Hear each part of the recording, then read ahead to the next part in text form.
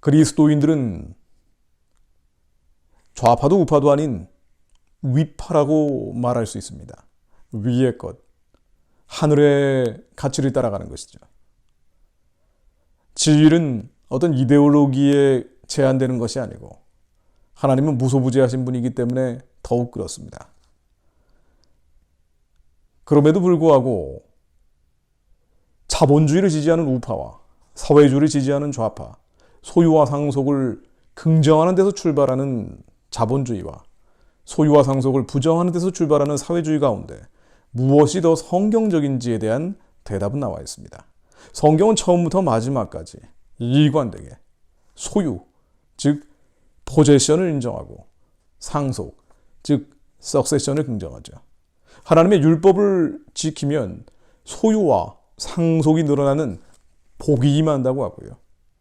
율법을 지키지 않을 경우에는 저주가 임한다고 합니다. 만일 우리가 소유와 상속을 부정한다면 율법을 지킬 필요도 없고요. 하나님의 마음을 따라갈 필요도 없습니다. 결과적으로는 하나님을 부정하게 됩니다. 그래서 수많은 사회주의적 실험들은 결국은 교회 해체로 끝이 났습니다. 소련과 동유럽이 그랬고요. 지금 북한과 중국이 그렇습니다. 사회주의와 기독교를 조합하려는 많은 시도가 있었지만 결국은 성경적 가치와 충돌하기 때문에 성경적 지위를 부정하는 쪽으로 흘러갈 수밖에 없다는 것이죠. 실제로 종교개혁 이후에 수많은 개혁가들은 바로 이 자본주의적 질서가 하나님의 창조 질서에 맞다라고 주장했습니다.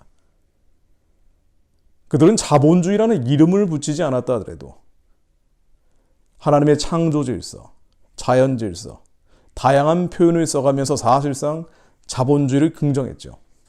대표적인 인물이 깔뱅입니다. 깔뱅은 중세적 사회주의로 복귀하려는 캐톨릭의 시도에 격렬하게 저항했습니다. 사실 중세 청년이라는 것은요, 장원에서 농노화된 농민들이 똑같이 일하고 똑같이 나누는 사회주의적인 모델이었죠. 그것을 집행하는 일종의 정의의 집행자들이 로마 교황청이었습니다. 깔뱅은 아니라고 했습니다. 하나님의 창조 질서, 자연 질서는 시장을 통해서 물건을 사고 팔고 열심히 일해서 열심히 버는 것이라고 했습니다. 우리의 부의 축적을 정당화했죠. 그래서 이 창조 질서와 자연 질서를 무너뜨려서는 안 된다고 했습니다. 우리식으로 얘기하면 하드웨어는 건드리지 말라는 것이죠. 다만 인간은 타락하고 부패한 자들이기 때문에 더 중요한 인간의 마음을 바꿀 필요가 있다. 근검, 절약, 청렴, 그리고 하나님의 선하고 기쁘고 온전하신 뜻을 이루기 위해 헌신하고 희생해야 된다고 했습니다. 나중에 막스 베버는 이것을 프로테스탄티즘 유지라고 했죠. 우리식으로 얘기하면 소프트웨어가 더 중요하다는 것입니다. 정리해 볼 거예요. 하드웨어, 즉 자본주의적 질서는 있는 그대로의 자생적 질서입니다. 아담과 하와 이래로 시장을 통해서 먹고 사는 사람들의 있는 그대로의 자인, 바로 이것이 자본주의죠. 종교개혁 이후에는 이것을 근대 자본주의로 더 개량해 냈던 것입니다. 그러나 소프트웨어인 인간의 생각이 이 타락하고 부패한 탐욕이 십자가의 못을 박아 하나님의 선하고 기쁘고 온전하신 뜻을 위해 바뀌어져야 된다고 했습니다. 하드웨어를 바꿀 것이 아니라 소프트웨어를 바꿔야 된다. 사회혁명을 해야 될 것이 아니라 예수혁명을 해야 된다. 이것이 바로 자본주의 정신이라는 것이죠. 복지에 대한 것도 마찬가지입니다. 사회주의는 보편적 복지를 이야기합니다. 무상교육, 무상의료, 무상배급까지. 부자와 가난한 자들을 똑같이 먹여야 된다는 것이죠. 그러나 자본주의에서는 선별적 복지를 이야기합니다. 자본주의가 복지를 이야기하지 않는 게 아니죠. 독일의 비스마르크가 사회주의의 공격으로부터 자본주의를 지켜내기 위해 복지제도라는 걸 만들어냈습니다. 그래서 이 복지는 모든 사람들에게 돌아가는 것이 아니라 가난하고 약한 자들에게 돌아가야 한다. 성경에서 고아와 과부와 소수자와 약자들에게 복지를 하지 않습니까? 이것이 바로 성경적인 복지다. 악한 자들, 탐욕스러운 부자들에 대한 것도 마찬가지입니다. 사회주의는 이들을 강제적으로 박탈합니다. 뺏어가는 것이죠.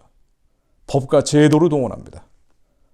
그러나 아무리 탐욕스러운 부자가 있다 하더라도 성경은, 즉 여기에서 기초한 자본주의는 자발적 회개를 강조합니다. 사회주의도 자본주의도 모두 불완전하죠. 왜냐하면 아담과 하와의 타락 사건 이후로 인간은 부패해버렸습니다. 그래서 인간이 끌고 나가는 모든 경제 질서는 불완전합니다. 그러나 무엇이 좀 더 성경적인지, 지혜에 조금 더 가까운 것인지에 대한 대답은 있습니다. 있는 그대로의 자생적 질서죠. 자연 질서고 창조 질서이기도 합니다. 이것이 현대로 갈수록 개량되며 자본주의라 불렀고 1980년대 레이건과 대처 시대가 되면서 신자유주의라고도 불렀습니다. 그 핵심은 바로 있는 그대로의 자생적 질서, 자연 질서입니다. 문제가 많죠. 정말 많은 문제들, 독충도 있고 뱀도 있습니다. 마치 사과밭에 수많은 벌레떼들이 들끓고 있는 것과 마찬가지입니다. 그러나 그렇다 하더라도 성경에서는 이 사과밭을 배밭으로 만든다거나 포도밭으로 만든다든가 아예 뒤집어 새로운 기경을 해버리고 혁명하는 것은, 사회혁명은 인간의 역할이 아니라고 합니다. 예수혁명을 통해 우리 스스로 마음을 바꿔서 뱀을 잡고 벌레를 잡고 있는 그대로의 자생적 질서, 자연 질서, 창조 질서는 건드려서는 안 된다는 것입니다. 아무리 탐욕스러운 악당들이 있다 하더라도 우리는 그들에 대해서 회개를 촉구해야지 심판자가 돼서는 안 된다는 것입니다. 그것은 선을 넘는 것이죠. 인간은 선지자적으로 외쳐야지 심판자가 된다는 것은 바벨탑을 쌓는 것입니다. 인간이 신의 역할, 하나님의 자리에 가겠다는 교만입니다. 부자에 대한 비유도 마찬가지 아닙니까? 마태복음 19장 21절, 예수님은 어떻게 하셨습니까? 예수께서 가라사대 네가 온전하고자 할진대 가서 내 소유를 팔아 가난한 자들에게 주라. 그리하면 하늘에서 보화가 너에게 있을 것이다. 그리고 와서 나를 쫓으라 하시니, 부자, 탐욕스러운 자였습니다. 그 청년이 재물이 많으므로 이 말씀을 듣고 근심하며 가니라. 가버렸죠. 예수께서 제자들에게 이르시되 내가 진실로 너희에게 이르노니 부자는 천국에 들어가기 어려우니라. 이 탐욕스러운 부자 청년에게 예수님이 하셨던 것은 강제로 박탈하는 것이 아닙니다. 법과 제도를 동원해서 뒤집어 버리는 것이 아닙니다. 회개하라고 했죠. 하나님께 돌아가라고 했습니다. 자발적인 회개를 하라고 했던 것이지 타율적인 박탈을 하려고 하지 않았습니다. 왜냐하면 모든 인간은 구원의 가능성이 있고 하나님을 닮은 형상이기 때문입니다. 흔히 사회주의자들이 인용하는 성경 구절, 대표적인 것이 사도행전 4장 32절입니다. 이 사도행전 4장 32절 역시 인본주의적인 왜곡과 곡해에 불과하죠. 믿는 무리가 한 마음과 한 뜻이 되어 모든 물건을 서로 통용하고 자기 재물을 조금이라도 자기 것이라 하는 이가 하나도 없었더라.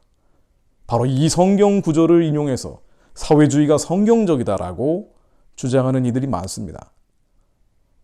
지난 2000년 동안 넘쳐났습니다. 그러나 칼뱅의 이야기를 인용하자면요, 내가 여러 문헌들과 기록들을 보았는데 사도행전 4장 32절이 실제로 적용됐던 것은 일시적이고 부분적인 시대와 지역에 국한됐었고 보편적인 일들이 아니었다라고 지적합니다. 그의 말을 원용하지 않는다 하더라도요, 이 사안은 자발적으로 성령을 받은 사람들이 네 것, 내 것 없이 사용했던 공동체에 적용되는 이야기입니다. 자발성을 전제로 하죠. 성령 받지 않은, 원치 않는 사람들을 법과 제도로 동원해 사회주의라는 가두리 양식장에 가둬버리는 것은 성경적이지 않습니다. 하나님의 뜻이 아닙니다. 그래서 사회주의와 자본주의 가운데 무엇이 더 성경적이라고 물어본다면 자본주의가 더 성경적 가치, 지위에 상대적으로 가깝다라고 답을 할 수밖에 없습니다. 우리는 이 문제 많은 제도를 예수님 오실 때까지 운용할 수밖에 없습니다. 독충이 나오고 벌레가 들끓고 뱀도 꼬여들지만 우리는 사회혁명이 아니라 예수혁명을 통해 스스로 회개하고 포도원과 배밭으로 만드는 인본주의적인 시도가 아닌 주님 앞에 겸손하게 이 문제점들을 개량하는 수밖에 없다는 것입니다. 그럼에도 불구하고 수많은 그리스도인들이, 특히나 한국에서 좌파, 좌익, 사회주의 쪽으로 가고 있는 그리스도인들이 너무나 많다는 겁니다. 목회자들은 말할 나위가 없죠. 20대, 30대, 40대 목회자들을 만나보면요, 신학생들, 신대원생들 만나보면요, 본인이 좌파, 좌익, 사회주의자라 말하지 않는다 하더라도 사실상 좌파, 좌익, 사회주의와 다를 바 없는 주장을 하는 이들이 너무나 많습니다. 돈과 물질과 경제에 대한 오해가 그리스도인들에게는 아주 보편적인 일들입니다. 성경에서는 돈을 싫어하라고 하죠. 물질을 부정하는 것처럼 표현하고 있습니다. 그러다 보니 사회주의가 자본주의보다 훨씬 더 성경적이라는 착각을 하는 이들이 너무나 많습니다. 왜 이럴까요? 제가 이 부분들에 대해서 계속적으로 시간이 될 때마다 말씀드리겠습니다만 한 가지 지적하자면 사회주의 성향, 좌파, 좌익 성향 목회자들이나 그리스도인들, 이들은 스스로 좌파, 좌익, 그리스도인이라고 생각하지 않는다는 겁니다. 사회주의자라고 생각하지 않는다는 겁니다. 그들은 정의를 말하고 있다고 착각을 합니다. 하나님이 원하시는 공평과 공의, 평화와 평등, 인권을 이야기하고 있다라고 확신을 하고 있습니다. 본인들도 무슨 이야기를 하는지 정확히 모르는 것이죠. 왜 그럴까요?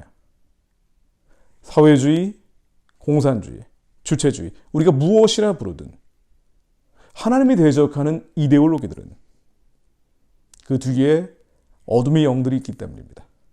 이 어둠의 영들이 좌파, 좌익, 사회주의 성향 그리스도인들을 미혹하고 그들이 또 일반 성도들을 미혹하는 것이죠. 예수님이 요한복음에서 정확한 정의를 하고 계십니다.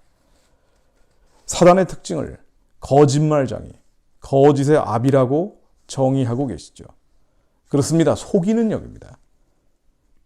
사회주의는요, 그 배후의 미움과 증오와 분노를 과학화하고 이론화한 마르크스의 철학을 뒷받침해주는 어둠의 영들이 있습니다. 흑암의 영들이 있습니다. 사탄의 진이 있습니다. 사탄의 특징은 속이는 것이죠. 거짓말하는 것입니다. 거짓의 압입니다. 도구는 단어와 어휘와 말입니다. 온갖 좋은 단어들, 먹음직하고 보암직하고 탐스러움직한 인본주의적 언어들을 사용해서 정의, 공의, 평등, 평화, 인권 이 말들의 좌익 성향 그리스도인들도 스스로 속고 있고 본인들은 사회주의를 지지함에도 불구하고 정의를 외치고 있다라고 착각하는 거죠. 그리고 어디로 가고 있는지 모르는 겁니다. 결국은 나라를 부정하고 교회를 부정하는 쪽으로 가고 있음에도 그것을 모르고 있다는 것입니다. 그래서 우리는 분별해야 합니다. 거짓의 영, 거짓말장이 이 어둠의 영들이 무엇을 바라고 있는지 분별해야 합니다. 고린도후서 11장 14절 말씀입니다. 이것은 이상한 일이 아니니라. 사탄도 자기를 광명의 천사로 가장하나니 그러므로 사탄의 일꾼들도 자기를 의의 일꾼으로 가장하는 것이 또한 대단한 일이 아니니라. 그들의 마지막은 그 행위대로 되리라. 광명의 천사로 위장하고 오는 어둠의 영, 흑암의 영, 사탄의 진, 사회주의 영을 좌경화된 그리스도인들은 분별해야 합니다.